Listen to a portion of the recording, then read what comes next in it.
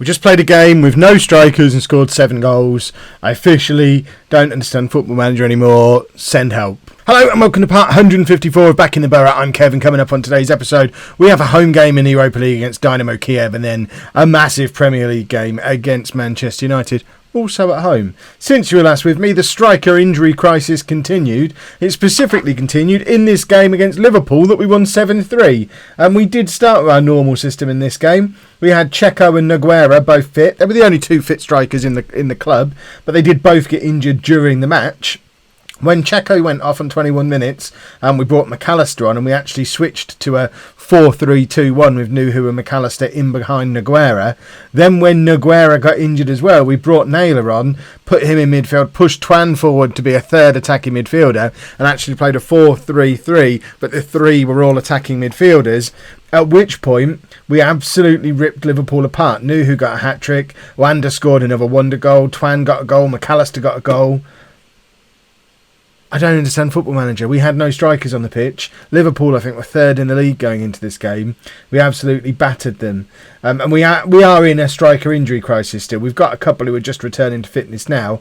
But we had to find a way past Lazio playing a 4-3-2-1. It says on there it's a 4-3-1-2. That's purely because I didn't want to change the tactic permanently, so I did that thing where you start the game and then immediately change the tactics to a 4-2-3-1. So we had Twan and Nuhu playing behind Lazic in that game, and we beat Lazio away from home. Lazic and Nuhu picking up goals. Really need to get Lazic registered for our Premier League squad, really.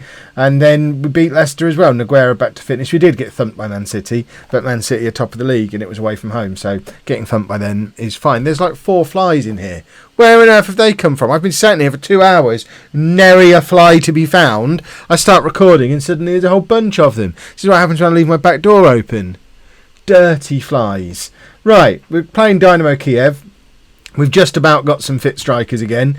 Jones is returned to fitness. Dennis Jensen is going to be making his first start of the season. He did come off the bench in the Man City game, but we were already long since done at that point. He's still not match fit, but it's good to have Dennis Jensen back. We've also got Kieran Kerr has returned from his long injury layoff to sit on the bench, and of course Lazic, who's been the hero of the Europa League so far, gets a spot on the bench as well. So we've got Vujicic, who has returned from injury, in goal. A back four: Robinson, Sterling, Ferguson and Coupler, with Hayes, McAllister and Twan in midfield and Nuhu in behind Jensen and Jones. The injury crisis does continue to a point because we've now got Kulikov's injured, Brodic is injured, Wanda's injured, Checo still injured, and Nogueira and Naylor, for whatever reason, not registered for the Europa League. I guess I had my reasons at the time, but it was such a long time ago now. I don't remember what those reasons were. But we've never seen Jensen and Jones play together before. I'm excited to see how they play together because in my mind, pre-season, when we were going through our transfers, this is my partnership. Dennis Jensen as a complete forward and Jones as our advanced forward. This is what I was moving towards, and this is the first time we're going to get to play it, and I want to see if it works. So I am very excited to see these two play together. It's also a first start for Sterling at the back. Brodic and Ferguson have formed a very good partnership very quickly as this season's got underway, but with Brodic picking up a knock, it is a first opportunity to have a proper look at Sterling, who we did spend a lot of money on. He was the experienced defender we signed until Ferguson became available. We spent about £18 million on Sterling from Middlesbrough, so he should be a perfectly adequate backup to both Brodic and Ferguson.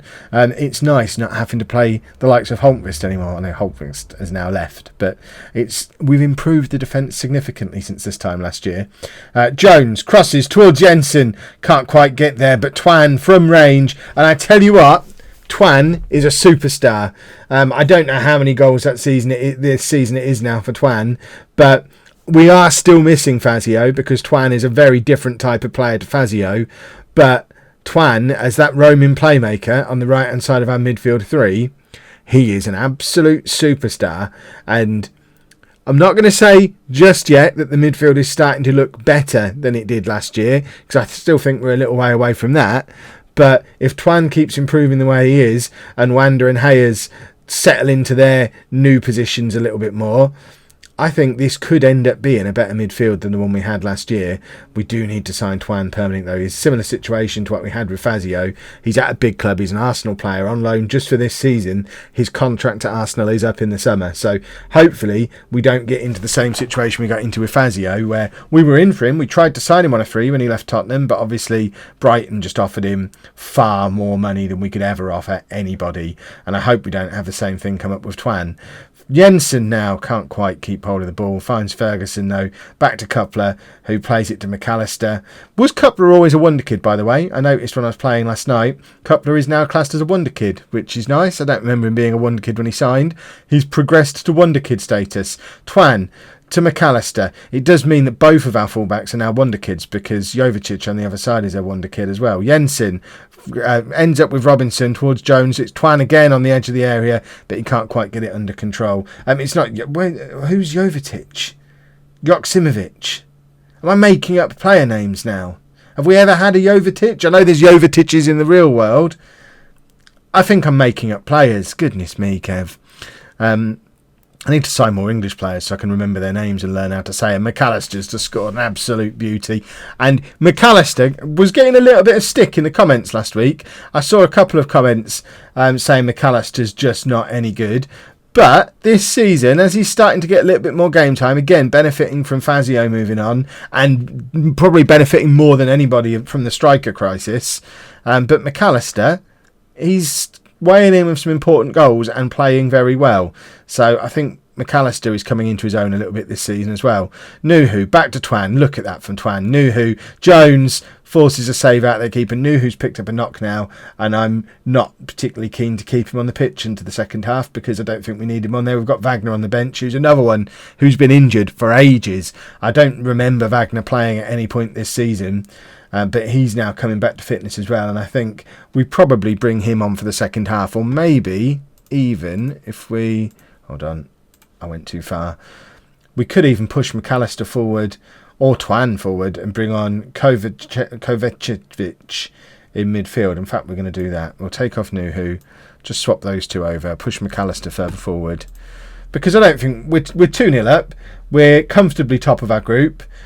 We're all but into the knockout rounds of the Europa League already after 2.5 games. I don't think we need to risk Nuhu any longer. He's been such an important player for us, especially with a lack of strikers, and the ones that are coming back to fitness and not finding form yet, as we've seen with Jensen and Jones today. Neither of them have really been a threat. So we need Nuhu for the league. So let's rest him. Jones back towards Hayes. Hayes finds Jensen in a little bit of space. He plays it out to Robinson. Robinson with a chance to cross. McAllister is there and scores again. Jim McAllister. I was only just singing his praises, and now he's scored an absolute beauty. Been pushed forward from our deep line playmaker. Now playing in behind the front two. He can do both of them, and he'll score goals from both positions. This was lovely support striker play from Jensen. Held the ball up well. Played it out towards Robinson. It's exactly what he's there to do, and it was a beautiful cross from Robinson, and both McAllister and Jones were queuing up to nod that in, and McAllister just got there first. I'm keen to get Kieran Kerr on the pitch because he's another one who's not played yet this season, or if he has, it was like the first game, then he got injured. So I think we're going to take off Dennis Jensen, bring on Kieran Kerr, just swap those two over and play them that way round. In fact, I remember Kerr and Jones playing together before, so Kerr must have played the first game or two and then got injured. So he's been out for a couple of months, so we need to get some game time into him as well. And then I guess we get Lazic on. Not that we need to give him games particularly, but he has scored in every game in the Europa League so far. So it feels only fair to give him another 15-minute run out when he can't play any Premier League games for us at the moment, and just see if he can grab another goal and continue pushing his case for a spot in our Premier League squad when we shuffle things around at Christmas. Because if Lazic is scoring goals consistently in Europe, then someone like Nogueira, who's in the Premier League squad but not the European squad, we might end up swapping him over and get Lazic in the Premier League squad and take Nogueira out of that one too. McAllister plays it forward to Lazic, who can't get it under control, and it's a comfortable 3-0 win. We are all but out of our group already, and we'll show you probably one more Europa League group game. But for now, we're focused on Manchester United in the Premier League. And Nuhu has now joined the injury list. He has... What does he have? where does it say? A gashed lower leg, and he's out for 6 to 11 days. I don't know why he can't just have stitches and a plaster. It seems like a weird thing to be completely unavailable for. But alas, he is. So we've had to shuffle the team around a little bit. And that's not the only reason we've had to shuffle. So in the midfield, we've moved Twan further forward. But we've also had to shuffle. Who did we shuffle out?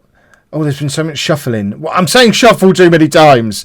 Wagner comes into the midfield. In fact, yeah, Wagner's the one who's come in at the expense of Nuhu, and we've just shuffled and pushed Twan further forward because I want Twan in there.